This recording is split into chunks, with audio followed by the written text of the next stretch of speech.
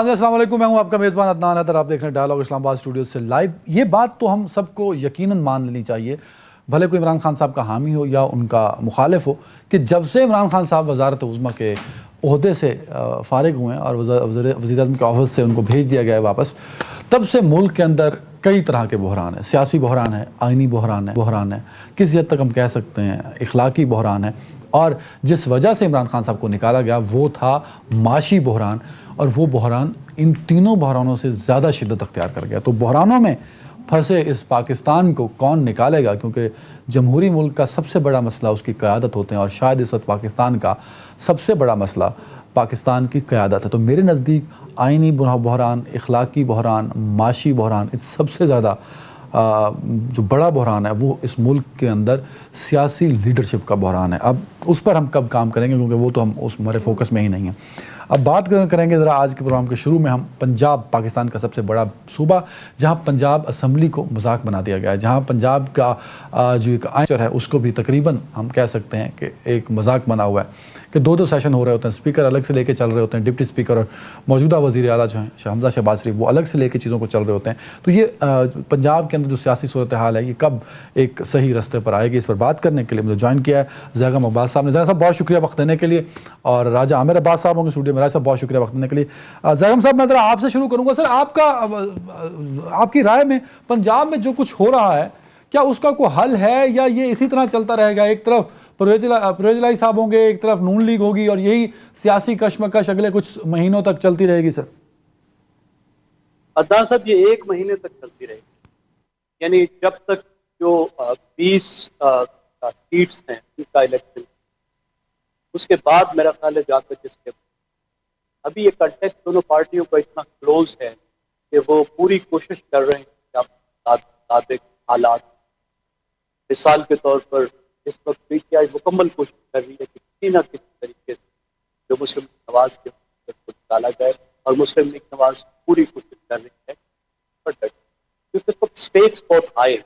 جس کے پاس پنجاب ہوگا اس کے پاس مرکز، اگر پنجاب نکل جاتا ہے مسلم نواز کے ہاتھ سے تو ظاہر ہے پھر مرکز پر بھی اور اگر پنجاب پر گرفت مضبوط روک رہا ہوں ایسن یار، زیغم صاحب کی آڈیو ٹھیک کرو، ان کو آڈیو کے لیے فون پہ لے لو، ویڈیو یہیں سے اسکائپ پہ رکھو۔ Raja sahib over to you sir. Punjab میں جو بحران ہے وہ آئینی بحران ہے، سیاسی بحران ہے، اخلاقی بحران ہے، مطلب سمجھ سچویشن، اور پنجاب کی سیاست تو مرکز سمجھی جاتی پاکستان کا۔ عدنان، آپ نے اپنے انٹرو میں بڑا اچھا آج آپ نے کہا کہ جی اس وقت ملک میں پولیٹیکل انسٹیبلٹی ہے، اس وقت اکنامک انسٹیبلٹی ہے، اس وقت کانسٹیٹیوشنل ڈیڈ لاک ہے، اور ایک اس سے بڑی چیز ہے کہ جو سب سے بڑا ایشو ہے، آپ نے کہا جی قیادت کا ایشو ہے، آپ نے کہا جی اکانومی معیشت کا مسئلہ ہے، سب سے بڑا مسئلہ اس وقت پاکستان کی خود مختاری کا مسئلہ ہے، اس وقت پاکستان کی سوورینٹی کا مسئلہ ہے، اس وقت پاکستان کی جس کو ہم کہتے ہیں انڈیپینڈنٹ خارجہ پالیسی اس کا مسئلہ ہے، اور جو یہ پنجاب کا مسئلہ ابھر کے آ رہا ہے یہ اصل میں نتیجہ کس چیز کا ہے؟ یہ نتیجہ اسی چیز کا ہے کہ جس انداز میں جو گورنمنٹ چل رہی تھی پرانی، جس کی آج بہرحال ایک چیز آپ کے سوال پہ جانے سے پہلے میں بتاتا چلوں کہ ان کی جو ایفرٹس تھی فیٹف سے نکلنے کی، اللہ تعالیٰ نے کرم کیا ہے اور فیٹف سے آلموسٹ ہم لوگ باہر ہو گئے ہیں۔ ان کے 3-4 سال کی جو محنت تھی خاص کر حماد اظہر کی، وہ بڑے رنگ لے آئی ہے اور فیٹف سے ہم باہر آ رہے ہیں۔ تو اس کے بعد پنجاب کی طرف اگر ٹریول کرتے ہیں تو پنجاب کی طرف ٹریول کرتے ہوئے ہمیں نظر آتا ہے کہ وفاق میں بھی جو سب سے بڑی جماعت تھی اس کو ایک اس انداز سے غیر فطری انداز سے اٹھا کے باہر رکھ دیا گیا، پنجاب میں بھی ہمیں یہی نظر آ رہا، اور اس کے بعد کانسٹیٹیوشنل جو ایشوز آ رہے ہیں یہ ایسے ایشوز ہیں جو آج تک پاکستان کی تاریخ میں نہیں آئے۔ سب سے پہلے آپ سپیکر کا الیکشن لے لیں، وہ جی گیلری سے، اس کا سی ایم کا لے لیں وہ گیلری سے، اور بلکہ اس سے پہلے آپ لے لیں کہ وہ پرانے گورنر صاحب تھے، انہوں نے ایک نوٹیفیکیشن کیا تھا، پرانے جو وزیر اعلیٰ تھے، نہیں گورنر نے، جی چودھری سرور نے، اور انہوں نے ایک ایسا استعفیٰ کہ جو کہ کنٹروورشل تھا اس کو قبول کیا۔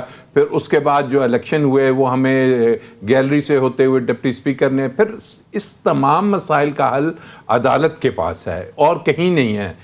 تو عدالت نے قانون کی انٹرپریٹیشن کرنی ہے اور عدالت نے وہ سیدھا راستہ دکھانا ہے کہ جناب یہ ہے وہ راستہ، اور یہ جو سا ہے یہ پارلیمنٹ کا اختیار ہے، یہ اختیار ہے عدالت کا، اور ایک انڈیپینڈنٹ یہ ادارے ہیں. آپ نے سنا ہوگا کہ پارلیمنٹ کی جو رولنگز ہوتی ہیں یا پڑھا بھی ہے, اور جو پارلیمنٹ کی معاملات ہیں اس میں عدالتیں مداخلت نہیں کر پاتے. لیکن انفارچونیٹلی ابھی ہم نے دیکھا کہ وہ گورنر صاحب نے ایک آرڈیننس نکال دیا جس میں کہہ دیا کہ جناب پارلیمنٹ کو جو امور ہیں وہ لا منسٹری کے انڈر کر دیا گیا ہے, اور اب ایگزیکٹو جون سی ہے وہ پارلیمانی امور کو دیکھے گئی. تو یہ وہ چیزیں ہیں کہ جو محض اس لیے کہ اپنی جو آپ کی ایک شخصیت ہے یا ایک ہٹ درمی ہے اس کو سامنے رکھتے ہوئے, ادروائز کبھی کسی ملک میں ہوا کہ کیبنٹ کے بغیر کوئی گورنمنٹ چلتی رہی ہو. سر اس ساری موو سے جو چار آپ نے خیر بزدار صاحب کے استعفے سے شروع کر دیا, اس ساری چیزوں کو سامنے رکھیں, کہیں نہ کہیں پولیٹیکل ایڈوانٹیج کسی ایک کو مل رہا ہوگا. وہ کون ہے؟ نون لیگ ہے کہ پاکستان تحریک انصاف ہے؟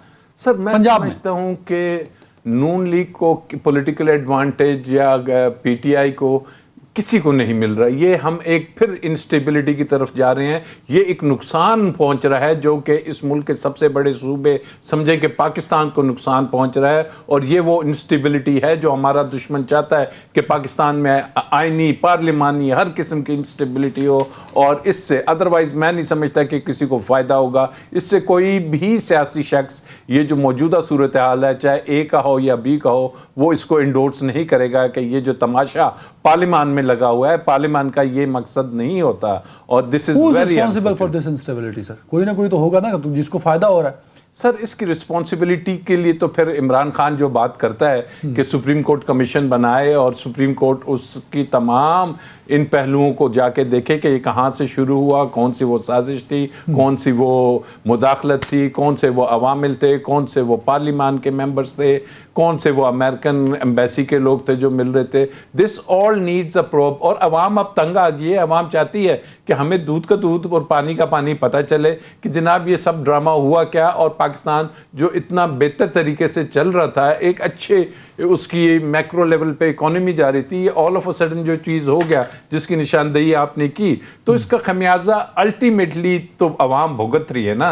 عدنان صاحب آپ نے دیکھ لیا, پیٹرول کی پرائسز دیکھ لی, آپ نے گیس کے دیکھ لیا, آپ نے اسٹاک ایکسچینج کو دیکھ لیا, ڈالر کو دیکھ لیا. سر پولیٹیکل لیڈرشپ بھی تو دونوں طرف سے سنجیدہ نہیں ہے نا یہ سارے معاملات کو لے کے.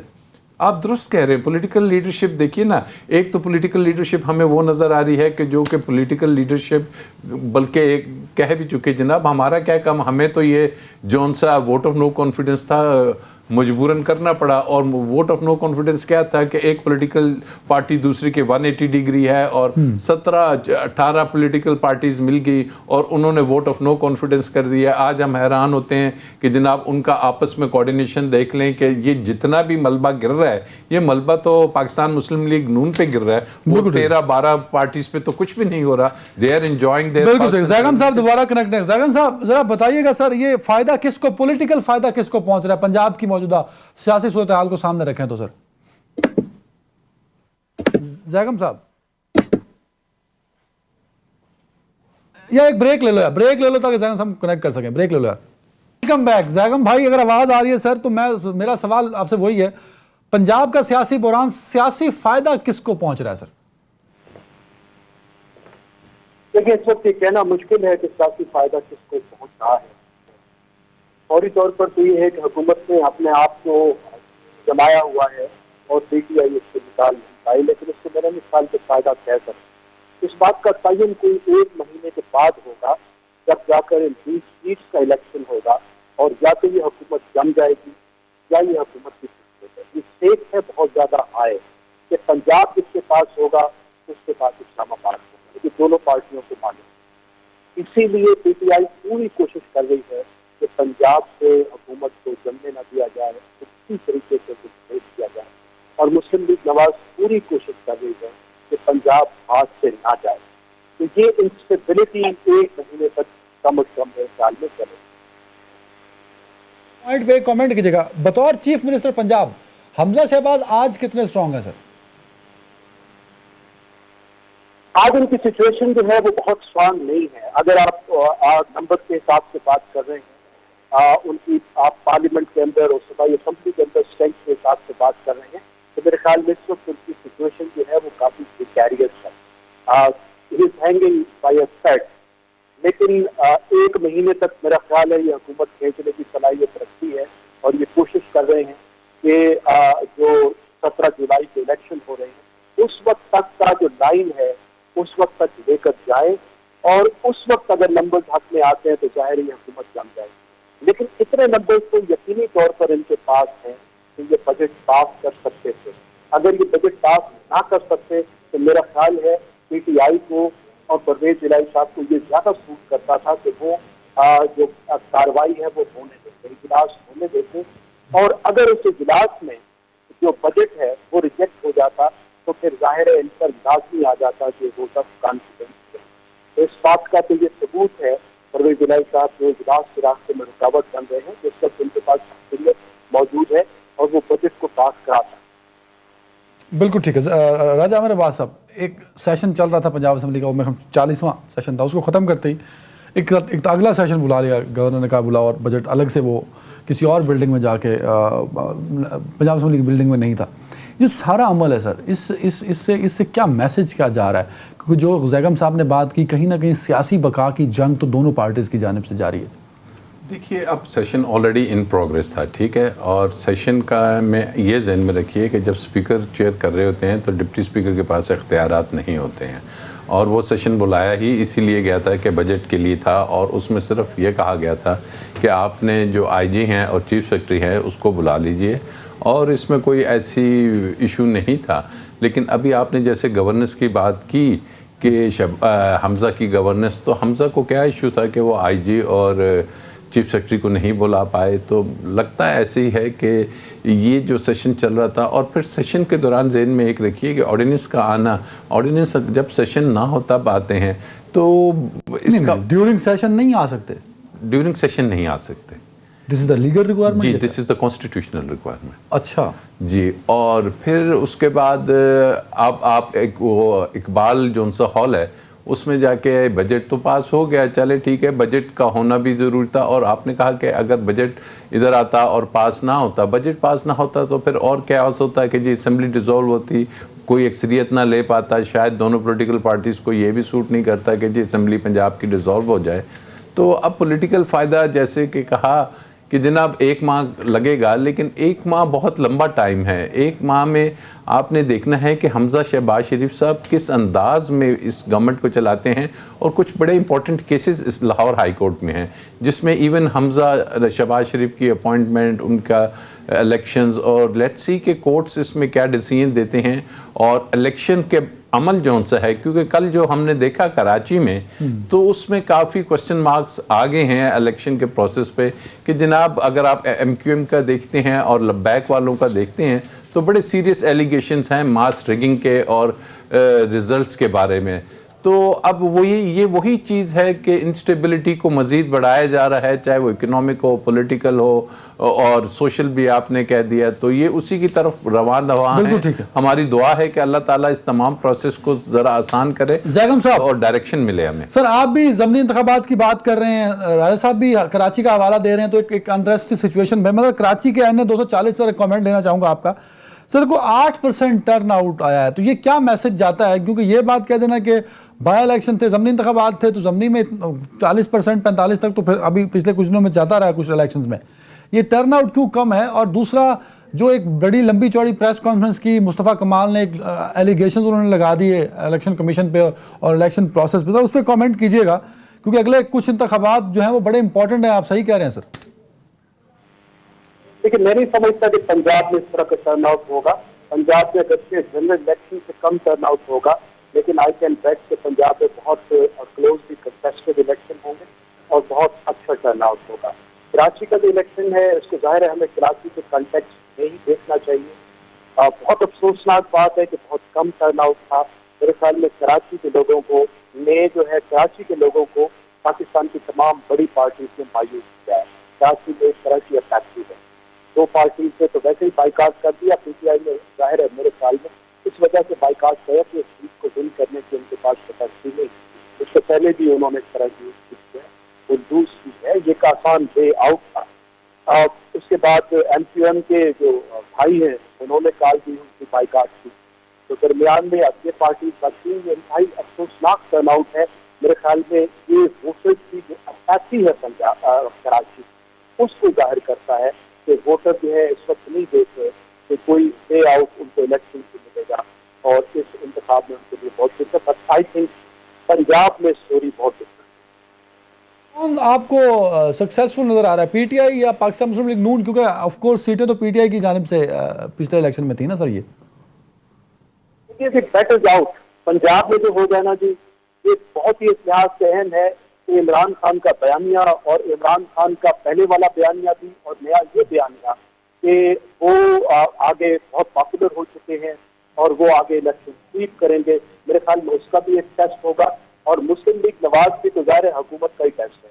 اگر وہاں سے یہ 10 سے زیادہ سیٹیں لوز کر جاتے ہیں تو پھر تو یہاں پنجاب میں ان کی گورنمنٹ سے فیل ہی نہیں کر سکتے. میری رائے میں بہت ہی کلوزلی کنٹیسٹڈ الیکشن ہوگا، لیکن میں یہ سمجھتا ہوں کہ مسلم لیگ نواز ایج حاصل ہوگا. جس طرح میں نے بالکل ٹھیک ہے صاحب، مسلم لیگ نون کو ایج ہو سکتا ہے پنجاب کے اندر، تو یہ کمنٹ کیجیے گا. دوسرا جو زیغم صاحب بات کر رہے ہیں، کہیں نہ کہیں جو سیاسی کشتی ہو رہی ہے پنجاب کے اندر، وہاں پاکستان تحریک انصاف کا فیس نہیں ہے.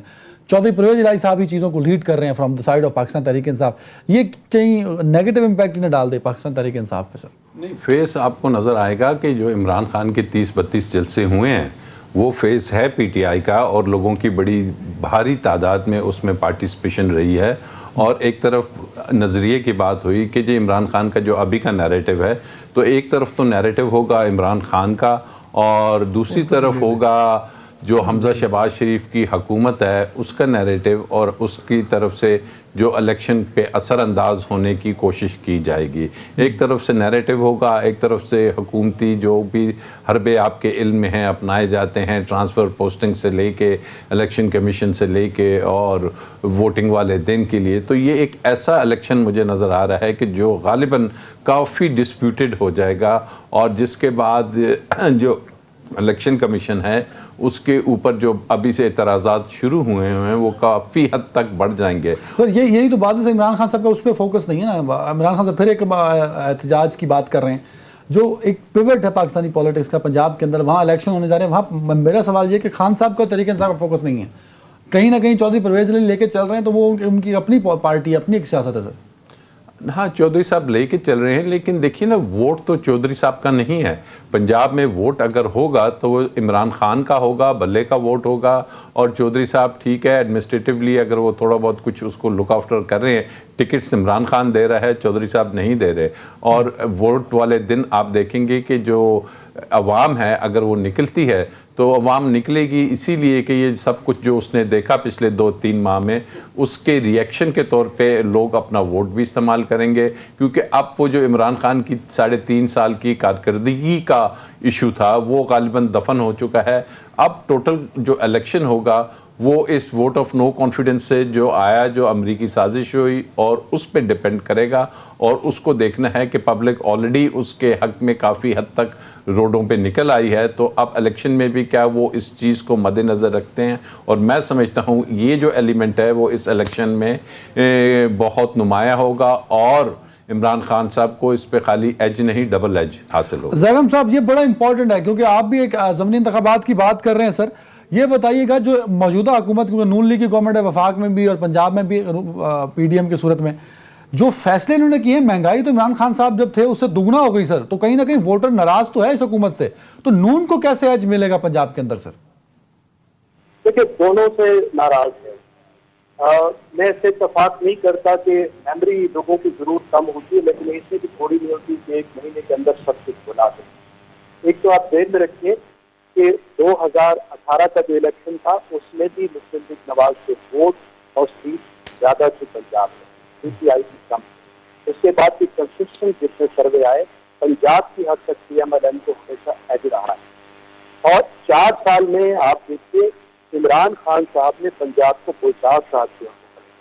وہاں پر جو گورننس ایشوز تھے، جو لوگوں کی ناراضگیاں تھیں، وہ اپنی جگہ ہے. اس وقت لوگ حکومت کو اکاؤنٹیبل بالکل بنائیں گے، حکومت سے بھی ناراض ہے کیونکہ 1 مہینے میں بھی کوئی رخ سیدھا نہیں ہوا نا، ابھی تو اس کے ٹائم لگے گا 2 مہینے میں. لیکن زیغم صاحب ووٹ ڈالنے سے پہلے سر، زیغم صاحب ووٹ ڈالنے سے پہلے کہیں نہ کہیں وہ کمپیئر تو کرے گا نا کہ پی ٹی آئی کی گورنمنٹ مجھے کیا دے رہی تھی اور موجودہ گورنمنٹ نے آ کے کیا دیا سر. تو وہ کمپیریزن تو پی ٹی آئی کی طرف جاتا ہے سر. عدنان صاحب اس وقت تو ہو سکتا ہے وہ یہ کمپیئر کریں کہ مسلم لیگ نواز کی پچھلی حکومت کس طرح تھی اور اس کے بعد عمران خان کی حکومت کس طرح تھی. یہ comparison that is the point Raja Sahab, یہ بڑا امپورٹنٹ ہے. میں کامنٹ لینا تھا, بڑا دلچسپ پوائنٹ ہے. صرف ووٹر 2 مہینے کی گورنمنٹ کو نہیں کمپیئر کرے گا, 5 سال کو 3.5 سال سے کریں گے. بات بڑا ویلڈ پوائنٹ ہے یہ سے.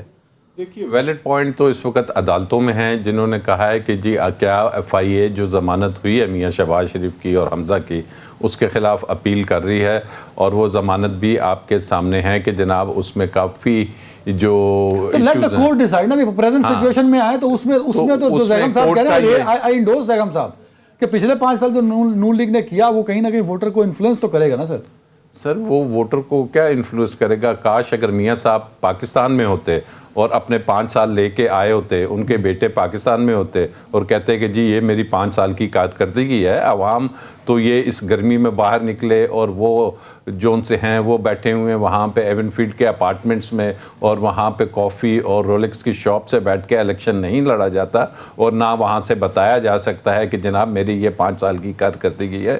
کارکردگی دکھانے کے لیے آپ کو الیکشن کمپین کرنی پڑتی ہے, آپ کو پاکستان آنا پڑتا ہے. ہاں اگر میاں صاحب فیصلہ کر لیتے ہیں کہ اب میں پاکستان جا رہا ہوں, الیکشنز کی بات ہے, تو پھر یقینی طور پہ مجھے لگتا ہے کہ وہ ووٹ بینک بھی نکلے گا.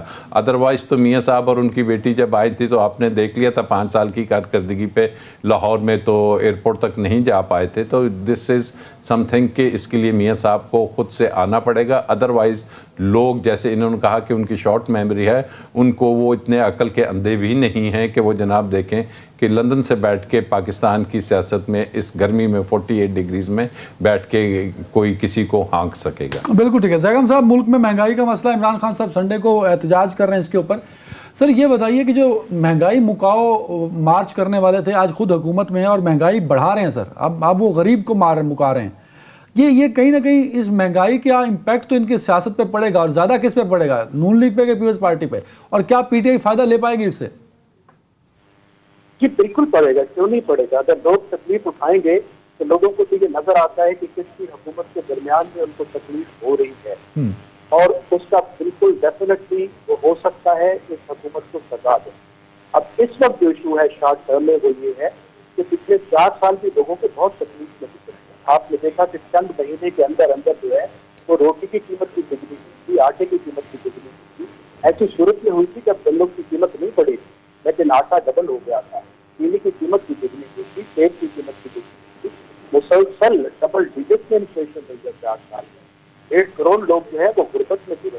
لوگوں نے آسانی سے پچھلے 4 سال بھی نہیں گزارے. بہت نہیں زیغم صاحب یہی پوائنٹ ہے سر, یہ جو ساری چیزیں آپ گنوا رہے ہیں, یہ جو لوگوں پر موجودہ حکومت نے ظلم ڈھا دیے, تو وہ ووٹ کیسے دیں گے نون لیگ کو یا موجودہ حکومت کو سر؟ وہ تو پھر تحریک انصاف کو ہی ووٹ دیں گے جب آپشن ہی 2 ہوں گے ان کے پاس. نہیں, یہ تو میں پچھلے 3 سال کی بات کر رہا ہوں نا, جس سے یہ سارا کچھ ہوا ہے. اب وہ دوبارہ سے ہو رہا ہے, اب وہ ملٹی پلائی ہو رہا ہے. یعنی ایک کوئی تکلیف ہے جو لوگوں نے 3.5 سال میں 4 سال میں اٹھائی ہے, اور اب اسی میں مزید اضافہ ہو رہا ہے. وہ جو کہتے ہیں نا مرے تو 100 برے. اب لوگوں نے فیصلہ کرنا ہے کہ وہ کیسے دونوں کو کمپیئر کرتے ہیں. ہو سکتا ہے لوگ دونوں سے ناراض ہوں اور ایک سپریٹ مینڈیٹ آئے اپنے الیکشن. یہ بھی ہو سکتا ہے وہ یہ فیصلہ کریں کہ پچھلی حکومت. سر کنکلوڈنگ ریمارکس راجہ عامر عباس صاحب, موجودہ بڑھتی مہنگائی اور عمران خان صاحب کی 3.5 سال گورنمنٹ, اسی پہ وہ آ کے ووٹ مانگے. عمران خان صاحب کا بیان ہے, کہاں سٹینڈ کرتے ہیں خان صاحب؟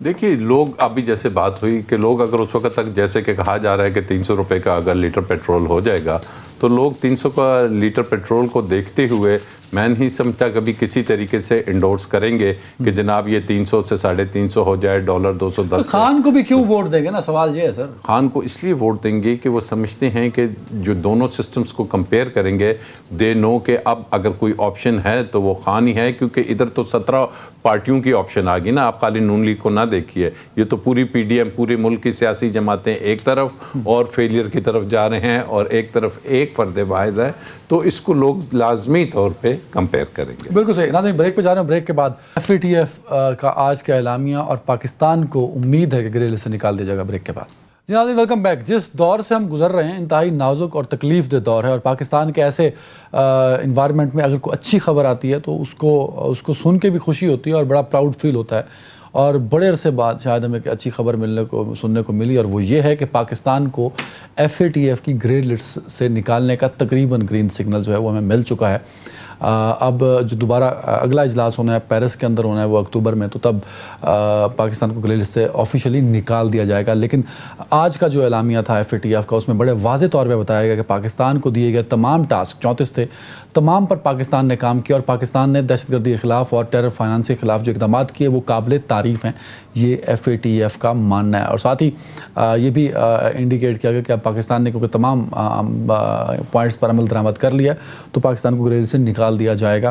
ایک بڑا پازیٹیو پوائنٹ ہے، بڑا پازیٹیو میسیج ہے. اس میں ڈیفینیٹلی پاکستان کے سیکیورٹی اداروں کا، مختلف وزارتوں کا، مختلف محکموں کا اور حکومتوں کا ایک بڑا امپورٹنٹ رول ہے، کیونکہ فروری 2018 میں پاکستان کو گرے لسٹ میں ڈالا گیا تھا، اور اب ہم کہہ سکتے ہیں کہ 2022 میں پاکستان کو گرے لسٹ سے نکال دیا جائے گا یا نکال دیا گیا ہے. مطلب دونوں ہی آپشن ہو سکتے ہیں، کیونکہ اعلامیہ بڑا واضح ہے جس میں پاکستان کے لیے اچھی خبر بھی ہے. تو اس پر بات کرنے کے لیے ہمیں جوائن کیا ہے لیفٹیننٹ جنرل ریٹائرڈ نعیم الدین حیدر صاحب نے. نعیم الدین حیدر صاحب، وارم ویلکم ان شو. سر، سب سے پہلے تو بتائیے گا، ہم صبح تو سب نے یہ خبر پاکستان میں پھیلانا اور چلانا شروع کر دی تھی کہ FATF کی گرے لسٹ سے پاکستان کو نکال دیا گیا ہے، لیکن پھر جب اعلامیہ سامنے آیا تو اس پہ ہمیں پتہ لگا کہ وہ دورہ کریں گے پاکستان کا، اور اکتوبر میں جو سیشن ہوگا اس میں آفیشلی پاکستان کا نام گرے لسٹ سے نکال دیا جائے گا. تو سر یہ بتائیے گا، آج کے اعلامیے سے پاکستان پہ کیا امپیکٹ پڑا ہے، پاکستان کا جو FATF میں کی گرے لسٹ میں پاکستان تھا؟ سر، ایک امید پیدا ہوئی ہے کہ جو ہماری محنت ہے 4 سال کی وہ رنگ لائی ہے، اور یہ ہمارے لیے ایک مشکل کام تھا جی، اور اس میں بہت قانون سازی ہوئی ہے، بہت ڈاکومنٹیشن ہوئی ہے. ہمارا جو بزنس کرنے کا سسٹم ہے اس کے اندر مشکلات آئی ہیں جی، اور ابھی کوئی جو NGOs ہیں، ٹرسٹ ہیں، فاؤنڈیشنز ہیں، ان کو رجسٹر کرنے میں، ان کے ٹرسٹیز کی چھان بین میں ایک لمبا پروسیجر ہو گیا ہے، تکلیف دہ. لیکن اس سے پاکستان کو فائدہ بھی بہت ہوا ہے، کیونکہ یہ جو منی لانڈرنگ تھی جی، یا ہنڈی سے پیسے لوگ بھیجتے تھے اپنے رشتہ داروں کو جو باہر کام کرتے ہیں، تو وہ اسٹیٹ بینک نے اور تمام بینکوں نے ایسے سٹیپس اٹھائے جی، اور انکریجمنٹس کی کہ بھئی آپ جو ہے تھرو آفیشیل چینل بھیجیں. اس سے پاکستان کے جو ریمیٹنسز ہیں وہ بھی بہت بڑھ گئی، $31 بلین تک چلی گئیں. یہ اس کا ہم کو فائدہ بھی ہوا ہے بہت. اور دوسری بات یہ ہے کہ یہ خوشائند ہے کہ انہوں نے یہ کہا ہے کہ انشاءاللہ نیکسٹ جو اجلاس پیرس میں ہوگا اس میں غالباً نام نکال دیا جائے گا. لیکن جب تک نام نہیں نکلتا، جی، we have to keep our fingers crossed. We don't have to be too happy and don't rejoice on this. ابھی تک فی الحال میرے خیال میں ابھی سیلیبریشن نہیں کرنی چاہیے جب تک کہ اس کا اعلان نہ ہو جائے آفیشلی نیکسٹ میٹنگ پیرس میں جو ہوگی اس کے بعد. بالکل سر. چاہیے جنرل صاحب ایک پوائنٹ کلیئر کریے گا سر، ایک پوائنٹ کلیئر کریے گا سر، کیونکہ گرے لسٹ سے جو آج کا اعلامیہ تھا اس میں کہیں نہ کہیں پاکستان کے جو ٹیررزم کے خلاف اقدامات تھے، ٹیرر فائنانسز کے خلاف اقدامات تھے، اس پہ کافی اپریشیٹ بھی کیا گیا پاکستان کو. ایک امیج بلڈنگ ہوتی ہے جو کہ کافی ڈیمیج ہو چکی تھی پچھلے کچھ سالوں میں، خاص طور پہ ٹیررزم کو لے کے، ٹیرر فائنانسنگ کو لے کے، جو کہ ہندوستان نے ایک پروپیگنڈا کیا، کہیں نہ کہیں میں ڈینٹ ضرور پڑا تھا سر. اس ڈینٹ پہ کتنا اثر پڑا ہے، اور پاکستان کی جو امیج بلڈنگ ہے سر اس اعلامیہ کے بعد، وہ امیج بلڈنگ دنیا میں کیا ہوئی سر؟ جی ہاں، بہت برا ہندوستان نے اس میں رول پلے کیا ہے، نیگیٹو، اور پاکستان کو بہت بدنام کیا انہوں نے ٹیررزم کے حوالے سے. لیکن پاکستان کا جو گراؤنڈ پرفارمنس ہے، taking action against terrorist organisations, seizing their accounts, اور بہت ہمت کر کے، جس طرح لشکر طیبہ کے سعید صاحب تھے، وہ اچھے کام بھی کر رہے تھے اور مشکلات تھیں، لیکن سب ایسے اکاؤنٹس کو جیش محمد کے، ان کے جس کو بھی انہوں نے ٹیررسٹ آرگنائزیشن یونائٹڈ نیشن نے قرار دیا ہوا تھا، ان سب کو بند کیا گیا، ان کو خلاف قانون قرار دیا گیا، اور پاکستان میں ان کے خلاف جنگ کر کے امن قائم کیا گیا. اور پاکستان کا ایک بہت بڑا برائٹ یہ میرے خیال سے پرفارمنس ہے ہمارے افواج کا، ہمارے رینجرز کا، اسکاؤٹس کا، پولیس کا، عوام کا جو قربانی انہوں نے دی. اور اس کے بعد میرے خیال ہے پاکستان کے لیے رسپیکٹ پیدا ہوئی ہے، اور ہمیں اس پر آگے بھی کام کرتے رہنا چاہیے. جنرل صاحب آپ نے دوسری مرتبہ کہا ہے کہ ہمیں فیوچر میں بھی اس پہ کام کرنا ہے. ذرا بتائیں گے جب تک ہم گرے لسٹ سے نہیں نکلتے اکتوبر 2022 تک، اگلے سیشن تک، تو کن چیزوں پر ہمیں مزید کانشیس رہنا ہوگا کہ کہیں دوبارہ سے کوئی کویسچن مارک نہ آئے پاکستان کے اوپر؟ سر دیکھیے ابھی بھی پاکستان میں ساؤتھ بلوچستان کے اندر کوئی انسیڈنٹس ہو جاتے ہیں، کوئی آئی ای ڈیز کوئی رستے میں لوگ لگا دیتے ہیں جس سے جانیں ضائع ہوتی ہیں۔ بلوچستان کے اندر آپ کو پتہ ہے ٹیررزم سر اٹھاتا ہے، کبھی وہ پوسٹ پہ حملہ کر دیتے ہیں، کبھی کسی کنوائے پہ حملہ کر دیتے ہیں، کبھی وہ الیکٹرک ٹاور اڑا دیتے ہیں، کبھی سوئی گیس کی لائن اڑا دیتے ہیں، کبھی ریلوے کی پٹڑی بھی کبھی کبھار ساؤتھ پنجاب میں بلوچستان میں اڑائی جاتی ہے۔ تو یہ ابھی اس پر لگاتار کام ہونا ہے، یہ چلتا جائے گا جب تک کہ یہ بالکل ٹوٹل امن قائم نہیں ہو جاتا۔ بالکل ٹھیک ہے سر، بالکل ٹھیک ہے۔ اچھا سر یہ بتائیے گا کہ کہیں نہ کہیں پولیٹیکل، کیونکہ we are a democratic country, تو پولیٹیکل فائدے بھی لوگ لیتے تھے۔ آج سوشل میڈیا پہ موجودہ گورنمنٹ اپنے آپ کو کریڈٹ دے رہی تھی، تحریک انصاف سابقہ گورنمنٹ اپنے آپ کو کریڈٹ دے رہی تھی، تو بطور سیکیورٹی ایکسپرٹ آپ کی نظر میں ایف اے ٹی ایف میں جو یہ ہماری ڈیولپمنٹ ہے آج کا جو اعلامیہ ہے جس میں بڑے واضح طور پہ پاکستان کو سراہا گیا ہے، یہ پولیٹیکلی کریڈٹ کس کو جاتا ہے سر؟ موجودہ گورنمنٹ کو، سابقہ گورنمنٹ کو، زیادہ کس کو جاتا ہے سر؟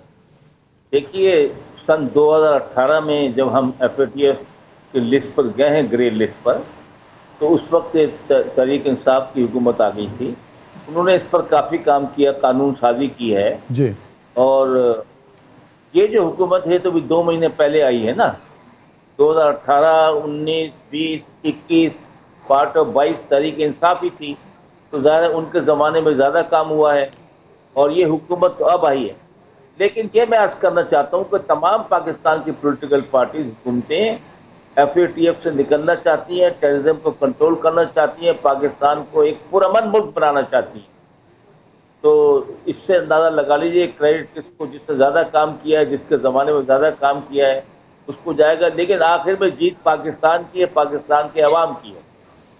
بالکل۔ ذرا صاحب یہ بھی بتائیے گا کہ آج ایف اے ٹی ایف نکالنا چاہتا تو کیا نکال سکتا تھا، یا ان کا دورہ پاکستان کا ضروری ہے پاکستان کو گرے لسٹ سے نکالنے سے پہلے؟ سر میرے خیال میں نکالنا چاہتا تو نکال سکتا تھا، اور ہم نے بہت امیدیں لگائی ہوئی تھیں کہ اس لاسٹ میں جو جرمنی میں ہو رہا ہے پاکستان کو کلیئر کر دیا جائے گا۔ چلیے وہ یہاں تشریف لانا چاہتے ہیں تو ضرور آئے، سر آنکھوں پر آئے، ان کو لوگ آفٹر کریں گے، ان کو سارے اسٹیپس دکھائیں گے، اس کے بعد خدا کرے وہ سیٹسفائیڈ ہو جائیں اور نیکسٹ اجلاس میں اس کو ہم کو نکال دیا جائے تاکہ ہم بھی سکھ کا سانس لے سکیں۔ بالکل سر، خارجہ محاذ بڑا امپورٹنٹ ہے۔ ہندوستان جس طرح اس پہ کام کر رہا ہے، خاص طور پہ ایف اے ٹی ایف میں جو پاکستان کو گرے لسٹ میں رکھا گیا، سر اس کو کاؤنٹر کرنے کے لیے ہمارا فورن آفس کو کتنا متحرک ہونا پڑے گا، اور اس کا کتنا کردار رہے گا اگلے کچھ مہینوں میں جب تک ہم گرے لسٹ سے نکلتے نہیں؟ سر دیکھیے ہمارے فورن آفس کا کام بہت آسان ہو گیا ہے۔ سب سے بڑا ہمارا جو ہے ہندوستانی ہمارے منہ پر کالک ملتا ہے، وہی تمام باتیں جھوٹی سچی جو ہے وہ بیان کرتا ہے، پروپیگنڈا کرتا ہے۔ لیکن ابھی جو وہ ہندوتوا کے نام پر وہاں ظلم ہو رہا ہے، لوگوں کو مارا جا رہا ہے، گولیاں چلائی جا رہی ہیں، ان کے گھر مسمار کیے جا رہے ہیں، جی، کوئی کسی کو سسپیکٹ کرتے ہیں کہ بیف کھا لیا، اس کو مار ڈالتے ہیں، لنچ کر دیتے ہیں، کہتے ہیں حجاب مت کرو۔ تو یہ بہت متاثر پالیسی ہے جو دنیا دیکھ رہی ہے۔ یہ اور بات ہے کہ اپنی مصلحت میں جتنا ان کو کنڈیم کرنا چاہیے وہ نہیں کرتے، لیکن ابھی ایسے حالات ہندوستان میں پیدا ہوئے ہیں جی، کہ دنیا اس سے متوجہ ہوئے بغیر نہیں رہ سکے گی۔